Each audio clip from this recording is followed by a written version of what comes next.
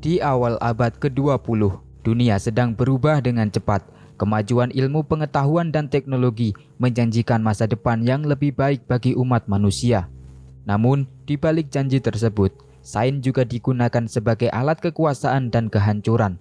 Pada masa Perang Dunia Kedua, ketika negara-negara besar berlomba memperluas pengaruh dan kekuatan militernya, Jepang membangun sebuah program rahasia yang hampir tidak diketahui oleh publik. Program ini tidak tercatat dalam buku teks resmi, tidak dibahas secara terbuka, dan selama bertahun-tahun diselimuti keheningan. Program itu dikenal sebagai Unit 731. Di wilayah Manchuria yang diduduki Jepang, jauh dari perhatian dunia internasional, sebuah kompleks militer berdiri dengan penjagaan ketat.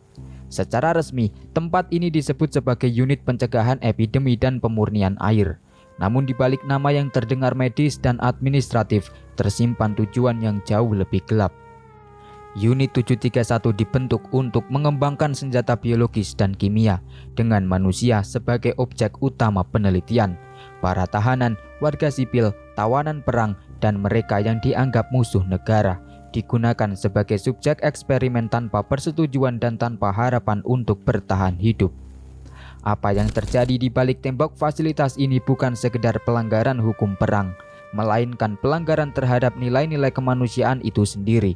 Eksperimen dilakukan bukan untuk menyembuhkan, tetapi untuk menguji batas tubuh manusia di bawah penderitaan ekstrim. Selama bertahun-tahun, kisah tentang Unit 731 hampir sepenuhnya dihapus dari narasi resmi sejarah.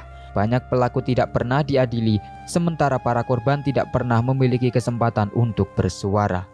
Dalam video kali ini, mari kita menelusuri salah satu kejahatan perang paling mengerikan dalam sejarah modern.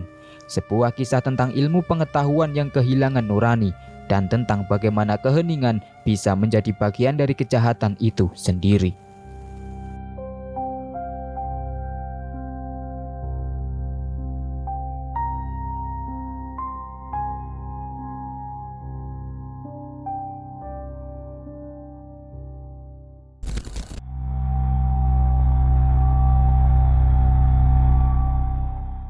Pembentukan Unit 731 tidak dapat dilepaskan dari konteks politik dan militer internasional pada awal abad ke-20.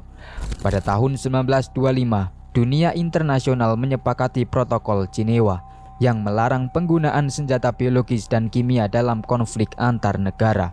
Namun, bagi sebagian pemimpin militer Jepang, larangan ini justru dianggap sebagai bukti bahwa senjata tersebut sangat efektif dan layak dikembangkan secara rahasia. Memasuki tahun 1930-an, Kekaisaran Jepang mulai menjalankan program senjata biologisnya secara sistematis. Kesempatan besar muncul pada tahun 1931 ketika Jepang menginvasi dan menduduki Manchuria. Pendudukan ini memberikan dua keuntungan strategis: wilayah yang jauh dari pengawasan internasional, serta akses hampir tak terbatas terhadap populasi sipil yang dapat dijadikan subjek uji. Dalam pandangan militer Jepang saat itu, penduduk Tiongkok diperlakukan sebagai sumber daya yang tanpa biaya. Mereka berharap ketersediaan subjek manusia dalam jumlah besar akan memberi Jepang keunggulan kompetitif dalam peperangan biologis. Meskipun sebagian besar korban adalah orang Tiongkok, eksperimen juga dilakukan terhadap individu dari berbagai kebangsaan lain. Fasilitas yang dirancang untuk program ini bukan hanya laboratorium penelitian. Kompleks tersebut juga berfungsi sebagai penjara, tempat para tahanan ditahan, dipantau, dan digunakan dalam eksperimen. Area penelitian dibangun mengelilingi ruang penahanan, memungkinkan para peneliti menjalankan aktivitas sehari-hari mereka sambil mengawasi kondisi para tahanan secara langsung. Unit 731 secara resmi didirikan pada tahun 1936. Dalam waktu singkat, unit ini berkembang pesat hingga mencakup sekitar 3.000 anggota staf, lebih dari 150 bangunan, dan kapasitas untuk menahan hingga 600 tahanan secara bersamaan. Skala ini mencerminkan betapa terorganisir dan terencananya program tersebut. Secara struktural, Unit 731 beroperasi sebagai divisi rahasia Angkatan Darat Kwantung Jepang yang berbasis di Manchuria selama Perang Dunia Kedua. Unit ini dipimpin oleh Letnan Jenderal Shiro Ishii, seorang dokter militer dan ahli mikrobiologi. Organisasi yang ia bangun kemudian dikenal sebagai Jaringan Ishii, sebuah sistem unit rahasia yang berfokus pada pengembangan senjata biologis. Jaringan ISI bermula dari Laboratorium Penelitian Pencegahan Epidemi yang didirikan pada tahun 1932 di Sekolah Kedokteran Militer Angkatan Darat Jepang di Tokyo. Unit 731 menjadi unit lapangan pertama dari jaringan ini, berfungsi sebagai lokasi eksperimen utama untuk menguji teori dan teknik perang biologis. Upaya-upaya tersebut kemudian berpuncak pada penyebaran eksperimental senjata biologis di kota-kota Tiongkok, sebuah pelanggaran langsung terhadap Protokol Jenewa 1925. Para pelaku di dalam jaringan ini sepenuhnya menyadari bahwa tindakan mereka melanggar hukum internasional dan juga norma kemanusiaan. Kesadaran inilah yang justru mendorong pembentukan unit-unit rahasia tambahan agar kegiatan tersebut tetap tersembunyi dari dunia luar. Peran sentral Shiro Ishii dalam proyek ini terbentuk setelah ia kembali dari perjalanan eksplorasi selama 2 tahun ke lembaga penelitian di Amerika Serikat dan Eropa. Dengan dukungan pejabat militer berpangkat tinggi, ia mendirikan Laboratorium Penelitian Pencegahan Epidemi dengan tujuan jelas, menciptakan senjata biologis yang menargetkan manusia. Unit 731 dibentuk khusus untuk mengejar ambisi ini. Ishii juga membentuk kelompok penelitian rahasia yang dikenal sebagai Unit Togo, yang menjalankan eksperimen kimia dan biologi di Manchuria. Salah satu pendukung terkuat Ishii di dalam militer adalah Kolonel Chikahiko Koizumi yang kelak menjabat sebagai Menteri Kesehatan Jepang antara tahun 1941 hingga 1945. Koizumi telah lama terlibat dalam penelitian senjata kimia sejak Perang Dunia ke-1, terinspirasi oleh efektivitas penggunaan gas klorin oleh Jerman dalam pertempuran Ypres kedua. Pada tahun 1936, Kaisar Hirohito mengeluarkan dekret resmi yang mengizinkan perluasan Unit 731 dan pengintegrasiannya ke dalam Angkatan Darat Kwantung sebagai Departemen Pencegahan Epidemi. Pada tahap ini, unit tersebut terbagi menjadi 2 kelompok utama, dikenal sebagai Unit Ishii dan Unit Wakamatsu dengan basis di Shinjing. Sejak Agustus tahun 1940, seluruh struktur ini secara kolektif dikenal sebagai Departemen Pencegahan Epidemi dan Pemurnian Air Tentara Kwantung atau singkatnya Unit 731. Sebelum kompleks besar di Pingfang dibangun, Unit Togo beroperasi di Benteng Zongma, sebuah penjara sekaligus kamp eksperimen yang terletak di Beiyinhe, sekitar 100 km selatan Harbin. Para tahanan yang dibawa ke Zongma berasal dari berbagai latar belakang, penjahat biasa, bandit, partisan anti-Jepang, tahanan politik, hingga warga sipil yang ditangkap berdasarkan tuduhan palsu oleh polisi militer Jepang atau Kempeitai. Pada tahap awal, para tahanan diberi makan yang relatif baik, nasi atau gandum, daging, ikan, dan terkadang alkohol, agar tetap sehat sebelum eksperimen dimulai. Seiring waktu, mereka secara sengaja dibuat kelaparan, kekurangan air, dan kehilangan darah. Penurunan kondisi fisik mereka dicatat secara sistematis. Beberapa tahanan dibedah saat masih hidup, sementara yang lain sengaja diinfeksi bakteri wabah dan mikroorganisme mematikan lainnya. Pada musim gugur tahun 1934, terjadi pembobolan penjara yang mengancam kerahasiaan fasilitas tersebut, disusul oleh sebuah ledakan pada tahun 1935 yang diyakini sebagai tindakan sabotase. Ishii pun memutuskan untuk menutup Benteng Zongma. Ia kemudian memperoleh izin untuk memindahkan operasi ke Pingfang, sekitar 24 km selatan Harbin, dan membangun fasilitas baru yang jauh lebih besar dan lebih aman. Selain Unit 731, dekret kekaisaran juga memerintahkan pembentukan unit-unit tambahan untuk mendukung perang biologis dan kimia. Di antaranya adalah Bengkel Pencegahan Epidemi Kuda Militer Angkatan Darat Kwantung yang kemudian dikenal sebagai Unit Manchuria 100, serta Departemen Pengujian Teknis Angkatan Darat Kwantung yang kemudian disebut Unit Manchuria 516. Setelah invasi Jepang ke Tiongkok pada tahun 1937, unit-unit serupa didirikan di berbagai kota besar. Mereka dikenal sebagai unit pencegahan epidemi dan pasokan air, dengan datasemen di Beijing, Nanjing, Guangzhou, serta kemudian meluas ke Asia Tenggara, termasuk Singapura, Malaya, Indonesia, Filipina, Papua Nugini, Thailand, dan Burma. Seluruh unit ini membentuk jaringan Ishii yang pada puncaknya pada tahun 1939 mengawasi lebih dari 10.000 personel. Banyak dokter dan profesor dari Jepang direkrut bahkan dibujuk untuk bergabung, tertarik oleh kesempatan langka melakukan eksperimen pada manusia serta dukungan finansial besar dari Angkatan Darat Kekaisaran Jepang. Ini menunjukkan bahwa unit 731 bukanlah anomali tunggal, melainkan bagian dari sistem besar yang dirancang secara sadar, terstruktur, dan didukung penuh oleh negara, sebuah fondasi yang kelak melahirkan salah satu bab tergelap dalam sejarah eksperimen manusia.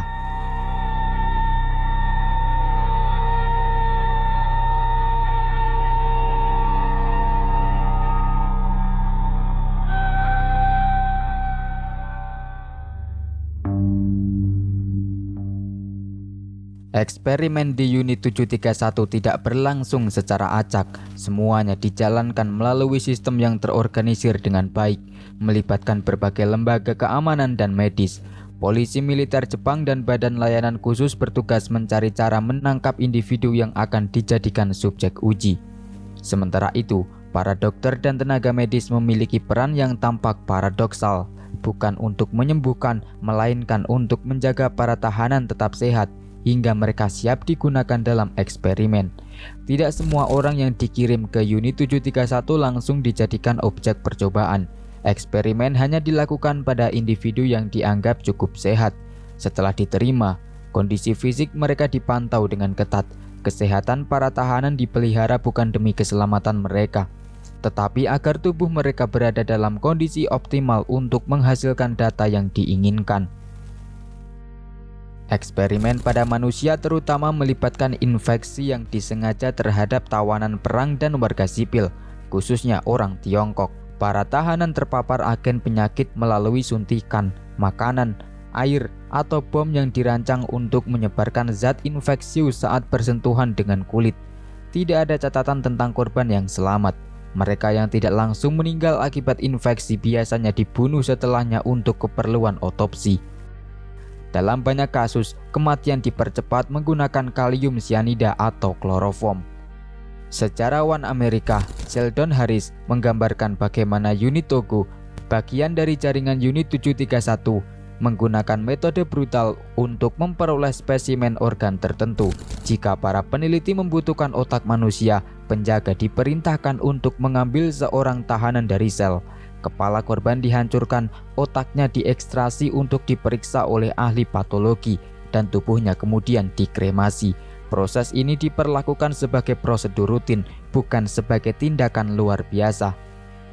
Kesaksian lain datang dari Nakagawa Yunezo, seorang profesor emeritus Universitas Osaka yang semasa perang belajar di Universitas Kyoto. Ia menyaksikan rekaman eksperimen dan eksekusi dari unit 731. Menurutnya, banyak eksperimen tersebut tidak memiliki tujuan medis atau militer yang jelas.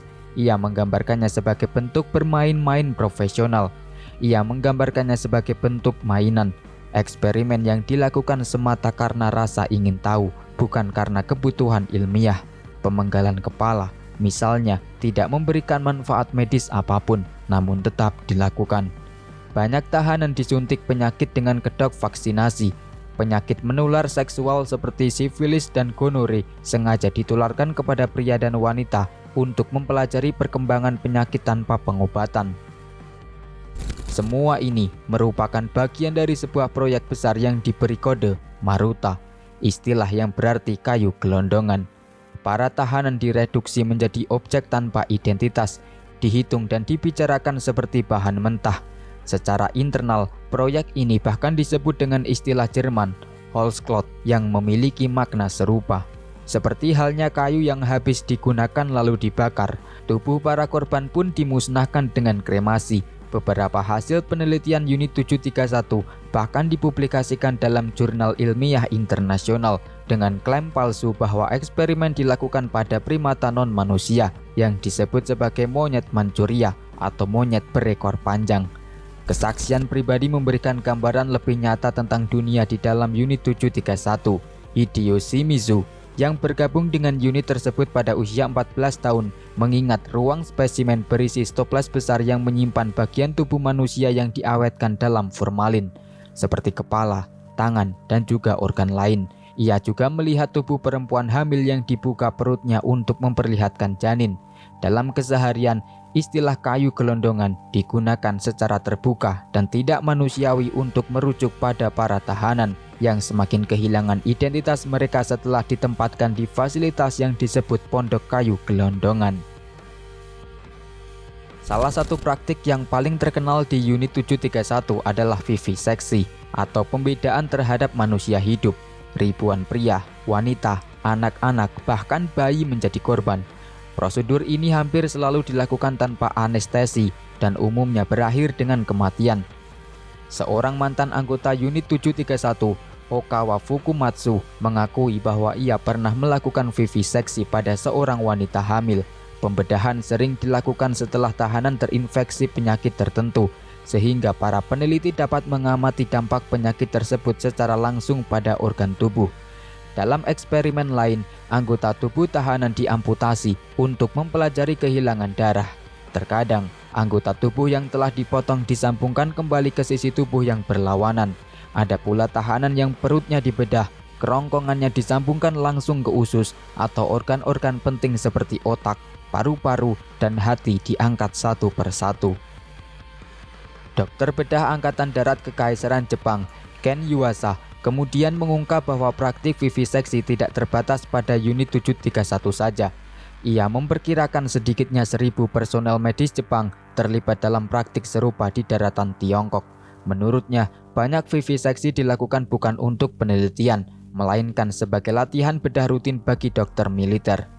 Sebuah wawancara dengan mantan asisten medis Unit 731 yang dimuat di The New York Times menggambarkan pengalaman pertamanya membedah manusia hidup yang sengaja diinfeksi wabah pes. Ia menceritakan bagaimana korban awalnya pasrah, namun mulai berteriak ketika pisau bedah menyentuh tubuhnya. Bagi para ahli bedah, ini dianggap sebagai pekerjaan sehari-hari, meskipun bagi sebagian pelaku, pengalaman pertama tersebut meninggalkan kesan mendalam. Dalam praktik umum, mulut tahanan seringkali disumpal dengan kain atau kasa medis sebelum pembedahan dimulai dengan tujuan meredam teriakan.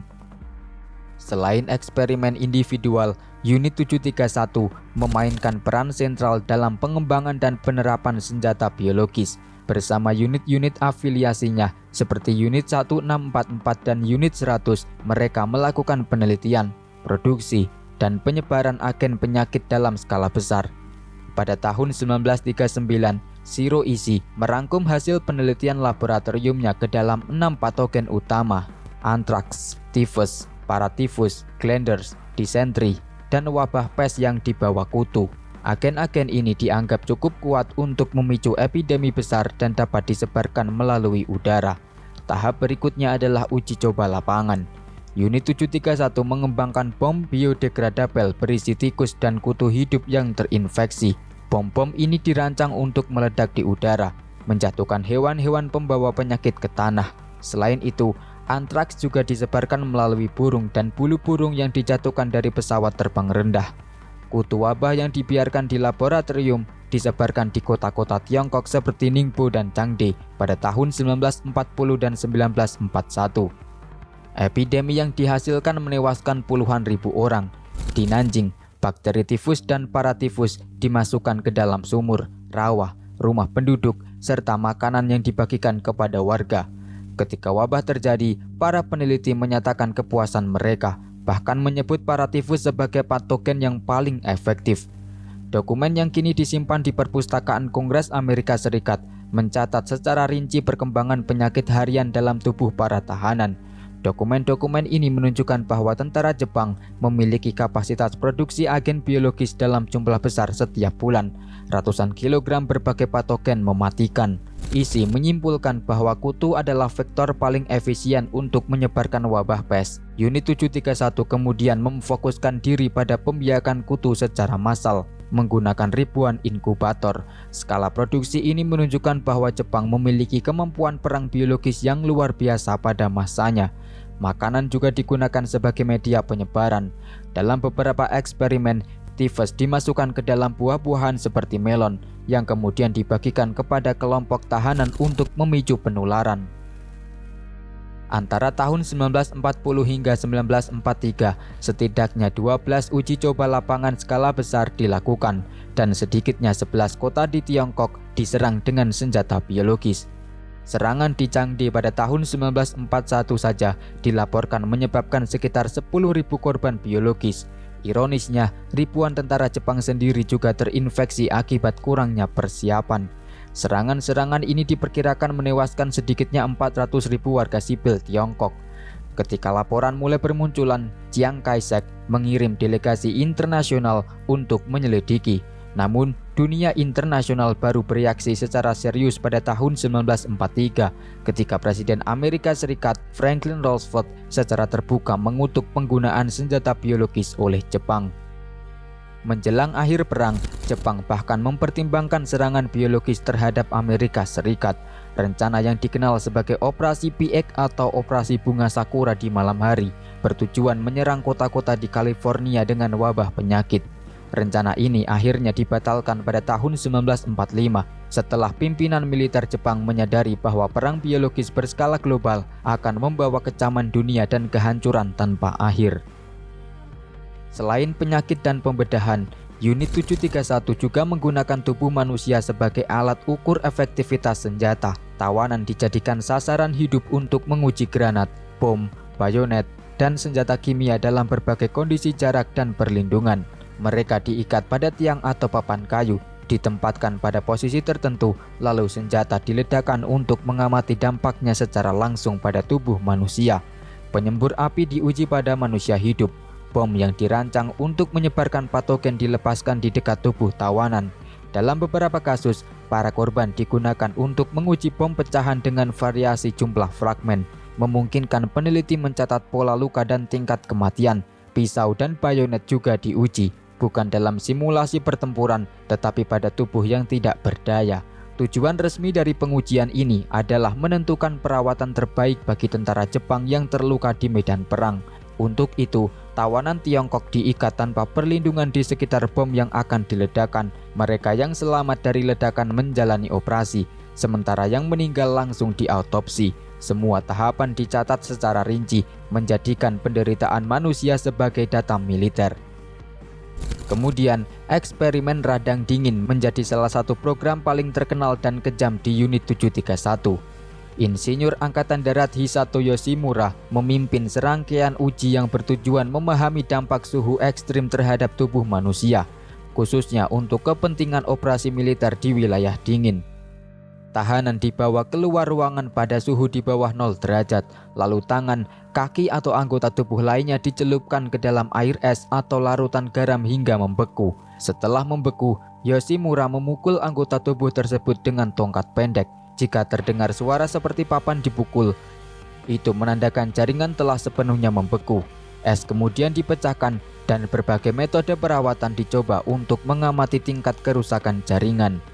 Kesaksian mantan anggota unit menggambarkan eksperimen ekstrim, termasuk menelanjangi dua pria dan membiarkan mereka terpapar suhu minus 40 hingga 50 derajat Celcius hingga meninggal, sambil seluruh proses direkam. Yoshimura juga mengakui dalam publikasi ilmiah pasca perang bahwa ia menggunakan anak-anak, bahkan bayi berusia 3 hari, dalam eksperimen papan es dan air garam bersuhu 0 derajat. Dari eksperimen ini, Yoshimura mengembangkan apa yang disebut indeks ketahanan radang dingin berdasarkan perubahan suhu tubuh setelah perendaman, waktu pemulihan, kondisi fisik sebelum eksperimen, jenis makanan, dan asupan garam. Semua variabel ini diuji secara sistematis menggunakan manusia sebagai instrumen penelitian. Penelitian penyakit kelamin di Unit 731 dilakukan dengan metode yang sangat brutal. Awalnya, penyakit disuntikan ke tubuh korban, namun kemudian para peneliti beralih ke penularan seksual secara paksa. Tawanan pria dan wanita, salah satunya terinfeksi sifilis atau gonore. Mereka dipaksa melakukan hubungan seksual di bawah ancaman senjata. Para penjaga berseragam laboratorium mengawasi langsung proses ini. Setiap bentuk perlawanan diancam dengan hukuman mati.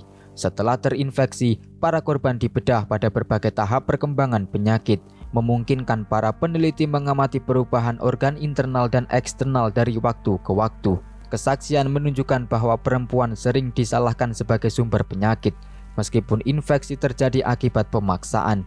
Bahkan anak-anak ikut menjadi subjek. Bayi dan anak kecil yang lahir atau dibawa bersama ibu mereka diuji untuk melihat bagaimana durasi infeksi mempengaruhi proses tubuh dan efektivitas pengobatan. Pemerkosaan di unit 731 bukan sekedar kejahatan individual, tetapi bagian dari sistem eksperimen. Tahanan perempuan dipaksa hamil untuk mempelajari kemungkinan penularan penyakit dari ibu ke janin, khususnya sifilis. Kehamilan dipantau, janin diamati, dan dampak penyakit terhadap organ reproduksi menjadi fokus penelitian. Meskipun banyak bayi dilahirkan di dalam fasilitas unit 731, tidak ada catatan tentang penyintas. Diduga kuat bahwa bayi-bayi tersebut dibunuh setelah lahir atau digugurkan untuk keperluan penelitian lanjutan. Perempuan juga digunakan dalam eksperimen fisiologis dan bakteriologis lainnya, serta menjadi korban kekerasan seksual yang dilakukan tanpa sanksi. Kesaksian mantan anggota unit menggambarkan suasana di mana pemerkosaan dilakukan secara kasual, bahkan di sela jadwal eksperimen. Dalam satu kesaksian, seorang peneliti membatalkan niat memperkosa seorang tahanan perempuan hanya karena kondisi fisiknya sudah terlalu rusak akibat eksperimen sebelumnya, lalu kembali bekerja seolah tidak terjadi apa-apa. Selain eksperimen yang telah disebutkan, unit 731 melakukan berbagai bentuk percobaan lain yang melibatkan penyiksaan fisik, paparan lingkungan ekstrim, dan penggunaan racun. Tawanan dibiarkan kelaparan dan dehidrasi hingga mati, digantung terbalik, dihancurkan dengan benda berat, disetrum atau diputar dalam sentrifugal hingga tubuh mereka tidak lagi bertahan. Eksperimen dehidrasi bertujuan mengukur kandungan air dalam tubuh manusia dan batas ketahanan hidup tanpa cairan. Beberapa korban bahkan diduga dimumikan hidup-hidup, mati karena keringat di bawah panas kipas udara, hingga berat tubuh mereka menyusut drastis. Paparan bahan kimia juga dilakukan secara luas. Tawanan dimasukkan ke dalam kamar gas untuk diuji dengan gas mustrat, lewisit, fosgen, adamsit, dan zat beracun lainnya. Gejala dicatat secara detail, mulai dari iritasi mata hingga kejang hebat dan kematian. Penelitian darah mencakup pengambilan darah dalam jumlah besar secara berkala, serta transfusi darah dengan golongan yang tidak kompatibel. Racun biologis seperti tetrodotoksin, ricin, dan zat narkotika juga diuji untuk mengamati efeknya pada sistem saraf dan organ vital. Semua eksperimen ini memiliki satu kesamaan: tidak ada persetujuan, tidak ada keselamatan, dan tidak ada peluang untuk bertahan hidup. Bagi para peneliti unit 731, tubuh manusia hanyalah variabel dalam tabel, dan kematian hanyalah hasil yang dicatat.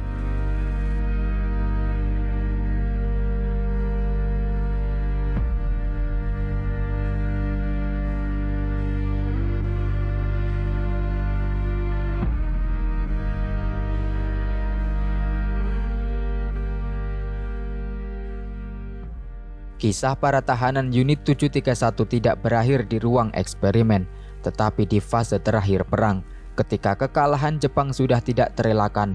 Setelah Jepang menyerah dalam Perang Dunia Kedua, keputusan diambil untuk menghilangkan seluruh tahanan yang masih hidup di fasilitas tersebut. Tidak ada seorang pun dibiarkan menjadi saksi. Pada tanggal 11 dan 12 Agustus, sekitar 300 tahanan dibunuh. Metode pembunuhan dilakukan secara sistematis. Para tahanan dipaksa bunuh diri dengan seutas tali. Sekitar seperempat dari mereka menggantung diri, sementara sisanya yang menolak dipaksa menelan kalsium sianida yang dicampur dengan air. Beberapa dibunuh melalui suntikan yang diduga menggunakan kloroform. Dalam waktu singkat, seluruh tahanan berhasil dibunuh. Jenazah mereka kemudian dikremasi dan dikuburkan di halaman unit 731. Namun, kematian para tahanan di dalam kamp hanyalah sebagian dari keseluruhan korban. Perkiraan jumlah korban perang biologis dan eksperimen manusia tentara Kekaisaran Jepang sangat bervariasi. Sebuah simposium internasional di Changde pada tahun 2002 memperkirakan bahwa sekitar 580.000 orang tewas akibat perang kuman dan eksperimen manusia.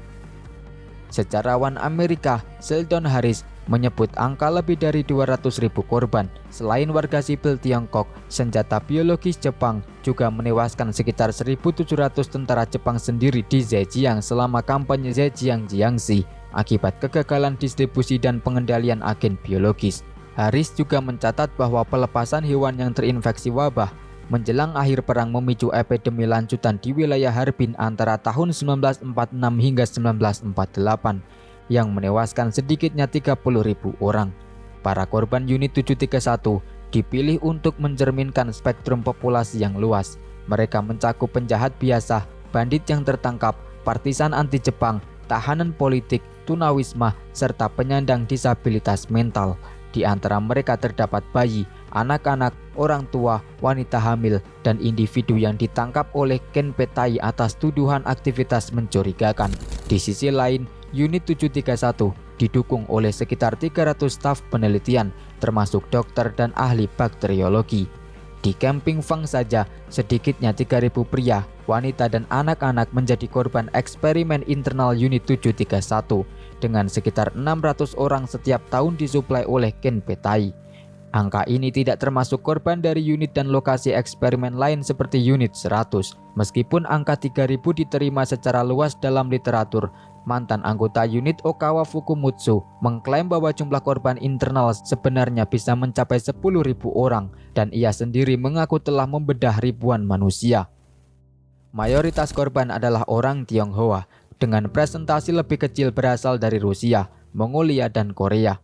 Beberapa sumber juga menyebutkan kemungkinan adanya tawanan perang dari negara-negara Eropa, Amerika, India, Australia, dan Selandia Baru. Kesaksian dari anggota organisasi pemuda paramiliter yang bekerja di unit 731 menyatakan bahwa korban tidak hanya berasal dari Asia, tetapi juga termasuk orang Amerika, Inggris, dan Prancis. Penelitian Sheldon Harris menunjukkan bahwa banyak korban merupakan pembangkang politik, simpatisan komunis, warga sipil miskin, dan penyandang stabilitas mental. Penulis Seiichi Morimura memperkirakan bahwa hampir 70% korban di Pingfang adalah warga Tiongkok, sementara hampir 30% berasal dari Rusia. Tidak seorang pun yang masuk ke unit 731 keluar hidup-hidup. Para tahanan biasanya tiba pada malam hari menggunakan kendaraan bermotor berwarna hitam, tanpa jendela, hanya dengan lubang ventilasi. Kendaraan tersebut berhenti di gerbang utama dan penjaga akan menghubungi tim khusus di penjara dalam. Para tahanan kemudian dibawa melalui terowongan rahasia yang digali di bawah bangunan utama menuju fasilitas penahanan. Di penjara dalam, wanita dan anak-anak dipisahkan dari pria. Teknisi mengambil sampel darah dan feses, menguji fungsi ginjal, serta mencatat data fisik lainnya. Setelah dinyatakan sehat dan layak untuk eksperimen, para tahanan kehilangan nama mereka. Mereka digantikan oleh nomor 3 digit yang akan melekat hingga kematiannya. Setiap kali seorang tahanan meninggal, nomor tersebut dicoret dari kartu indeks dan borgolnya diambil untuk dipasangkan pada tahanan baru. Meski sistem ini dirancang untuk sepenuhnya menghapus kemanusiaan korban, terdapat sedikit catatan interaksi manusiawi. Seorang teknisi bernama Naokata Ishibashi pernah berinteraksi dengan 2 tahanan wanita, seorang perempuan Tionghoa berusia 21 tahun dan seorang perempuan Ukraina berusia 19 tahun. Keduanya mengaku belum pernah melihat wajah mereka di cermin sejak ditangkap. Atas permintaan mereka, Ishibashi menyelundupkan sebuah cermin kecil melalui lubang di pintu sel. Sel-sel penjara memiliki lantai kayu dan toilet jongkok. Di antara dinding sel dan dinding luar penjara, terdapat lorong sempit yang memungkinkan penjaga mengawasi tahanan dari belakang.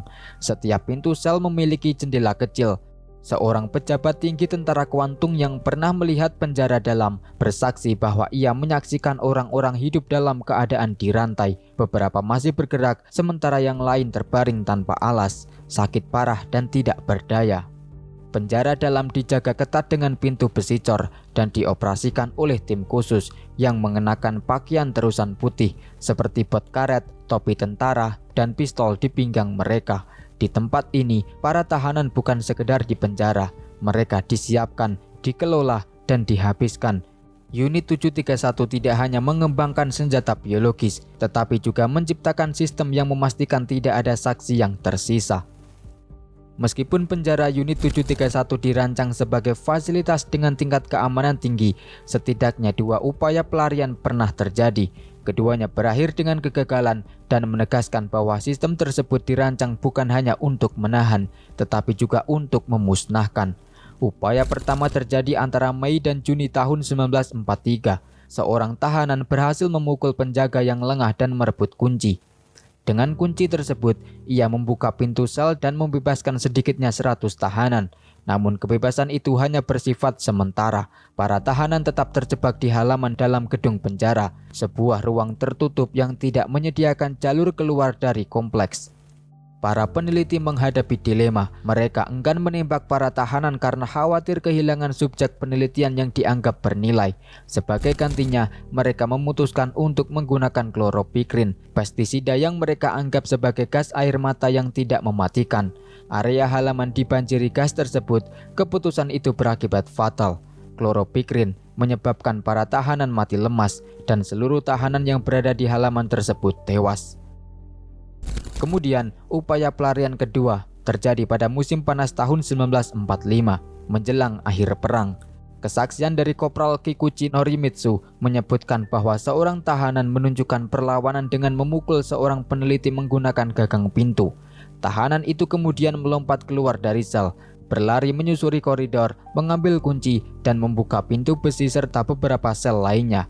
Sejumlah tahanan berhasil keluar dari sel, tetapi hanya mereka yang berani bergerak. Para tahanan yang mencoba melarikan diri ditembak. Penulis Saichi Morimura memberikan uraian lebih rinci tentang peristiwa tersebut. Dua tahanan pria asal Rusia berada dalam satu sel, masih terborgol. Salah satu dari mereka berpura-pura sakit dengan berbaring terlentang di lantai, menarik perhatian seorang petugas. Ketika petugas masuk ke dalam sel, tahanan tersebut tiba-tiba bangkit dan menjatuhkannya. Kedua tahanan kemudian melepaskan borgol, mengambil kunci, dan membuka sel-sel lain sambil berteriak. Koridor penjara dipenuhi tahanan yang panik, terdiri dari orang Rusia dan Tiongkok. Di tengah kekacauan, seorang tahanan Rusia berteriak kepada anggota unit 731, menuntut agar ia ditembak daripada dijadikan objek eksperimen. Ia kemudian ditembak mati. Seorang anggota unit yang menyaksikan kejadian tersebut mengenang bahwa pada saat itu, secara batin mereka merasa kehilangan arah di hadapan para Maruta yang tidak memiliki kebebasan maupun senjata. Dalam kesaksiannya, ia mengakui bahwa pada momen tersebut mereka menyadari bahwa keadilan tidak berpihak kepada mereka. Bagi para tahanan unit 731, melarikan diri pada akhirnya hampir mustahil. Bahkan jika mereka berhasil keluar dari bangunan penjara, mereka masih harus melewati tembok batas setinggi 3 meter yang mengelilingi kompleks. Di luar tembok itu terbentang parit kering yang dipenuhi kawat listrik, membentuk penghalang terakhir yang memutus segala kemungkinan pelarian. Praktik eksperimen di unit 731 tidak sepenuhnya terbatas pada para tahanan. Dalam beberapa kasus, anggota unit sendiri menjadi korban dari sistem yang mereka jalankan. Yoshio Tamura, seorang asisten di tim khusus, mengenang peristiwa ketika Yoshio Sudo, karyawan divisi pertama unit 731, terinfeksi wabah pes akibat kegagalan produksi bakteri. Setelah infeksi diketahui, tim khusus diperintahkan untuk melakukan pembedahan hidup terhadap Sudo. Tamura menggambarkan kondisi Sudo yang memburuk secara drastis. Tubuhnya menjadi kurus, dipenuhi bintik-bintik ungu, dan dadanya mengalami pendarahan luas. Ia menangis kesakitan dan kesulitan bernafas. Tamura membersihkan tubuhnya dengan desinfektan, sementara tali di leher Sudo mengencang setiap kali ia bergerak. Setelah pemeriksaan selesai, seorang ahli bedah mengambil pisau bedah dan dengan memegangnya terbalik, mengiris perut Sudo. Sudo berteriak satu kata terakhir, brutal, sebelum meninggal. Kesaksian lain datang dari Yoshio Shinozuka, anggota Korps Pemuda Unit 731. Ia menyatakan bahwa temannya, asisten junior Mitsuo Hirakawa, juga dibedah hidup-hidup setelah terinfeksi wabah secara tidak sengaja. Ini menunjukkan bahwa sistem Unit 731 tidak hanya menghancurkan para tahanan, tetapi juga menelan sebagian dari mereka yang menjalankannya. Dalam lingkungan yang sepenuhnya menghapus batas etika dan kemanusiaan, bahkan anggota unit sendiri pun dapat berubah dari pelaku menjadi korban. Unit 731 bukanlah satu kesatuan sederhana, melainkan sebuah organisasi militer ilmiah yang terstruktur rapi dan dibagi ke dalam beberapa divisi dengan fungsi spesifik. Pembagian ini memungkinkan eksperimen berskala besar dilakukan secara sistematis, mulai dari penelitian laboratorium hingga pengujian langsung pada manusia dan lingkungan terbuka. Setiap divisi memiliki peran yang saling melengkapi dalam mendukung tujuan utama Unit 731, pengembangan dan penerapan senjata biologi serta penelitian medis militer tanpa batas etika. Divisi pertama yaitu penelitian patogen dan eksperimen manusia. Divisi 1 merupakan inti operasional unit 731. Divisi inilah yang bertanggung jawab atas penelitian bakteriologis dan eksperimen langsung pada manusia. Disinilah patogen seperti wabah pes, kolera, antraks, tifus, dan disentri dikembangkan, dimurnikan, serta diuji dampaknya terhadap tubuh manusia. Sebagian besar viviseksi dilakukan di bawah koordinasi divisi ini. Para tahanan yang telah dianggap sehat dijadikan subjek untuk infeksi terkontrol, pembedahan tanpa anestesi, dan pengamatan proses penyakit secara langsung. Data yang diperoleh dicatat secara rinci, bukan untuk tujuan penyembuhan, melainkan untuk memahami titik kematian paling efisien dan cara penyebaran penyakit dalam skala besar. Lalu, divisi 2 yaitu produksi senjata biologis dan pengujian lapangan.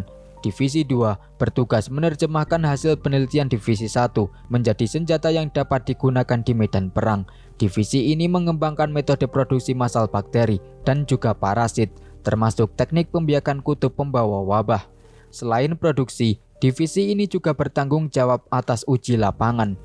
Patogen dilepaskan di desa-desa, sumber air, dan area pertanian untuk mengamati tingkat penyebaran, daya tahan lingkungan, serta dampaknya terhadap populasi sipil dan militer. Pengujian ini dilakukan dengan sengaja, menjadikan wilayah-wilayah tersebut sebagai laboratorium terbuka tanpa persetujuan atau perlindungan bagi penduduknya. Lalu divisi ketiga, yaitu perawatan tahanan dan logistik internal. Secara ironis, divisi 3 bertugas menangani aspek perawatan dalam unit 731. Fungsi utamanya adalah menjaga agar para tahanan tetap hidup dan cukup sehat untuk digunakan dalam eksperimen. Ini mencakup pemberian makanan, tempat tinggal, dan perawatan medis terbatas, bukan untuk menyembuhkan, tetapi untuk memastikan kelangsungan eksperimen. Divisi ini juga mengelola penjara dalam, distribusi tahanan antar divisi, serta pencatatan administratif seperti pemberian nomor identitas 3 digit kepada setiap tahanan. Dalam sistem ini, manusia direduksi menjadi inventaris yang dapat dipindahkan, digunakan, dan dihapus dari catatan.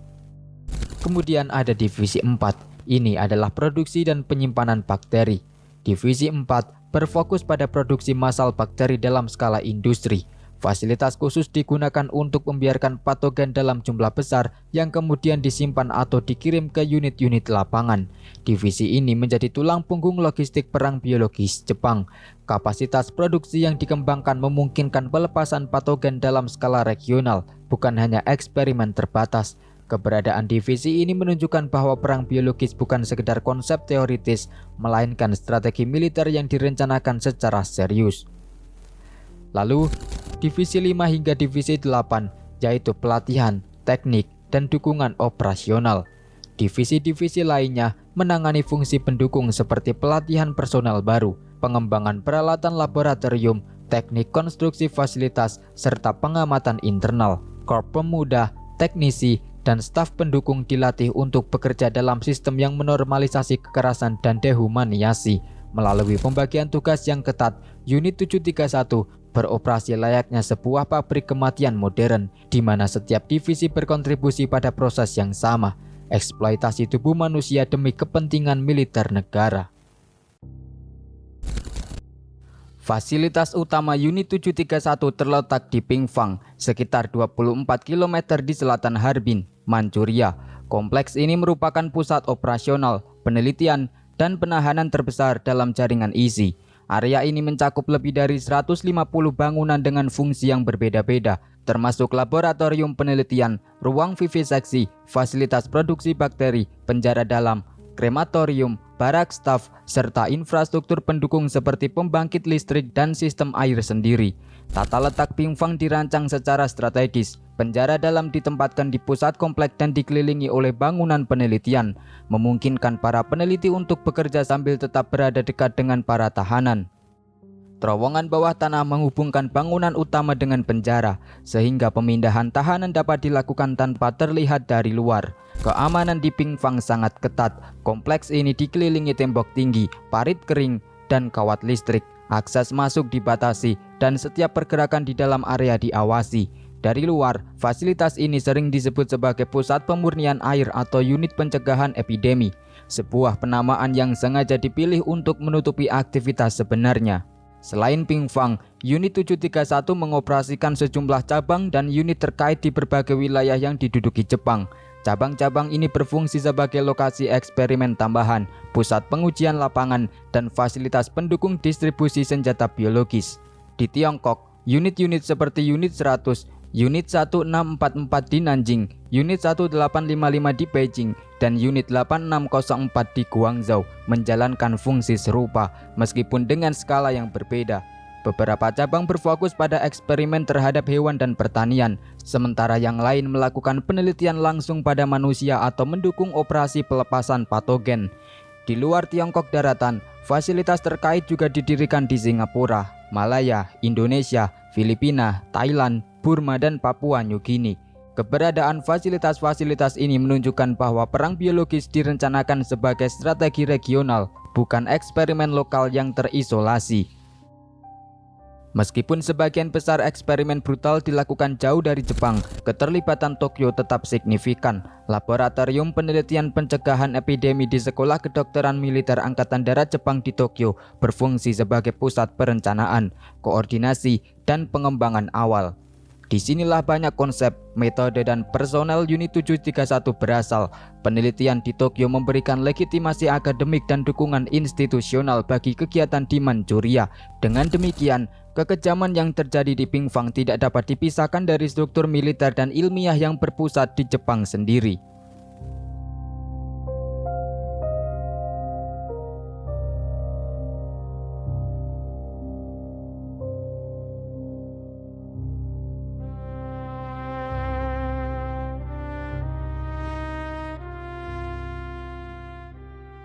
Ketika kekalahan Jepang dalam Perang Dunia Kedua semakin tak terelakkan, para pemimpin Unit 731 tidak mempersiapkan diri untuk mempertanggungjawabkan kejahatan mereka, melainkan untuk menghapus jejaknya.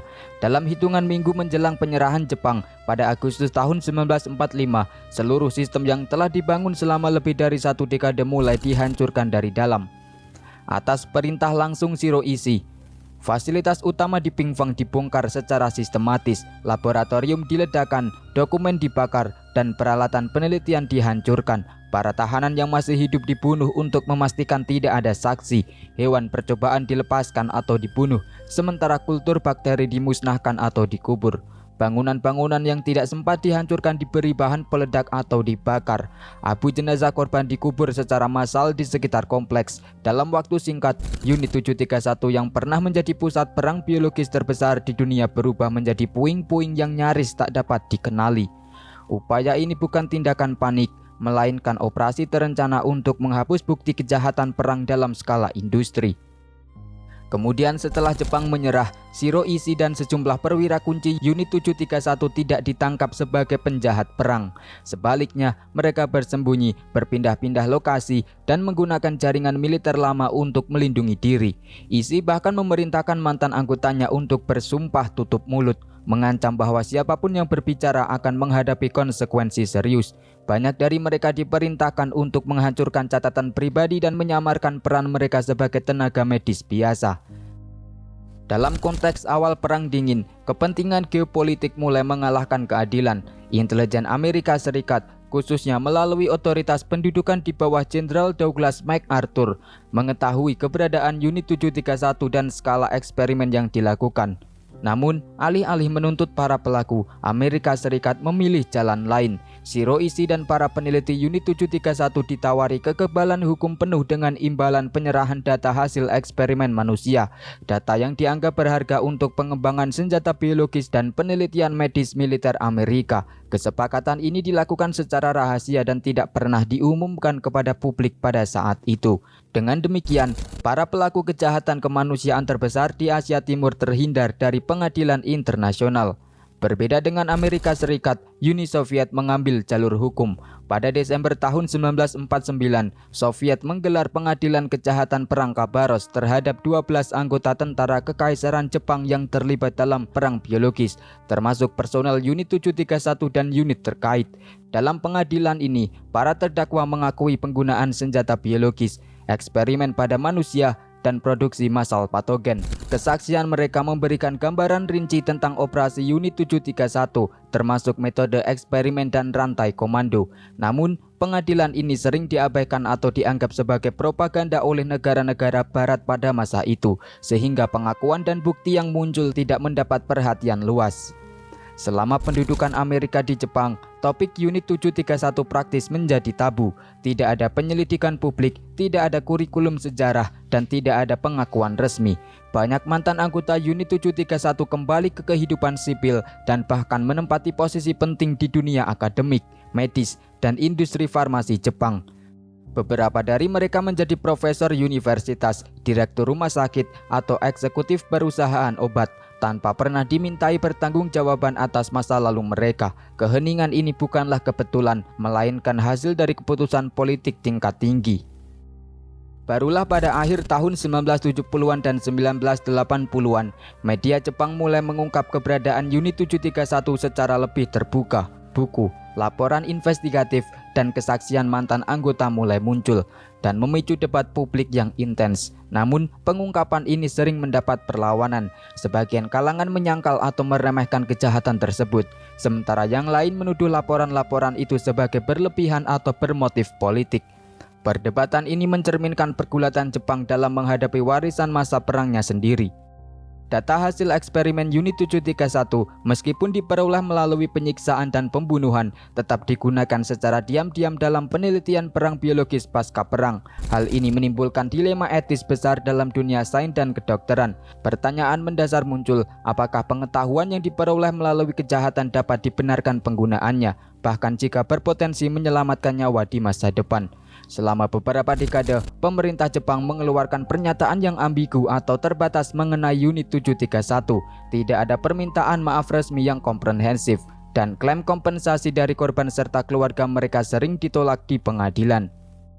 Di luar negeri, khususnya di Tiongkok dan Korea, Unit 731 tetap dikenang sebagai simbol kekejaman kolonial Jepang. Monumen, museum, dan penelitian akademik terus dibangun untuk menjaga ingatan atas para korban. Unit 731 meninggalkan warisan kelam dalam sejarah manusia, bukan hanya karena skala kekejamannya, tetapi karena bagaimana kejahatan tersebut dilakukan secara sistematis, ilmiah, dan dilegalkan oleh negara. Puluhan hingga ratusan ribu korban, mayoritas warga sipil, kehilangan nyawa mereka tanpa nama, tanpa kuburan, dan tanpa keadilan. Mereka dijadikan objek, bukan sebagai manusia. Pengetahuan yang dihasilkan dari penderitaan itu tidak pernah ditebus dengan pertanggungjawaban yang setimpal. Keheningan pasca perang, kekebalan hukum bagi para pelaku, serta lambatnya pengakuan resmi menunjukkan bahwa kebenaran sejarah seringkali dikalahkan oleh kepentingan politik. Unit 731 menjadi pengingat bahwa ilmu pengetahuan ketika dilepaskan dari etika dapat berubah menjadi alat penghancur massal. Hari ini, bekas fasilitas Unit 731 di Pingfang berdiri sebagai museum dan juga situs peringatan. Ia bukan sekedar tempat sejarah, tetapi peringatan abadi tentang apa yang bisa terjadi ketika kemanusiaan dikorbankan atas nama kemajuan dan perang.